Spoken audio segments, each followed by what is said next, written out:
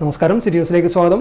വിവിധ ആവശ്യങ്ങൾ ഉന്നയിച്ച് electrical wireman supervisors and contractors ഏകോപന സമിതി കക്കാട് ടൗണിൽ പൊതുയോഗം സംഘടിപ്പിച്ചു. സംസ്ഥാന പ്രസിഡന്റ് അഹമ്മദ് റാഫി PO ഉദ്ഘാടനം ചെയ്തു.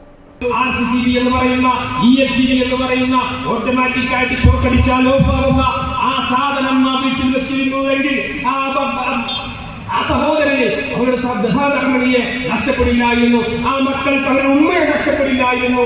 1500 രൂപ ഈ ഇലക്ട്രീഷ്യൻ പറഞ്ഞു കൊടുത്തിരുന്നെങ്കിൽ അവിടെ 1500 രൂപയുടെ ഒരു CSCB RCCB സ്ഥാപിച്ചിരുന്നെങ്കിൽ ആ സഹോദരിയുടെ ജീവൻ നിലനിർത്താൻ കഴിയുമായിരുന്നു. ഒന്നല്ല, രണ്ടല്ല, മൂന്നല്ല, ഈ തൊട്ടടുത്ത് 2024 മറ്റന്നൂരിൽ വെച്ചുകൊണ്ട് ഒരു സഹോദരൻ വീട് പണിക്കിടെ ഷോക്കടിച്ചു മരിച്ചു.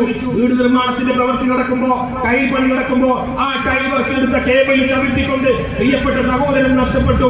എന്താ അവിടെയൊക്കെ സംഭവിച്ചത്? അവിടെയൊന്നും ESCB ഇല്ലായിരുന്നു. ആരാ കാരണക്കാരൻ?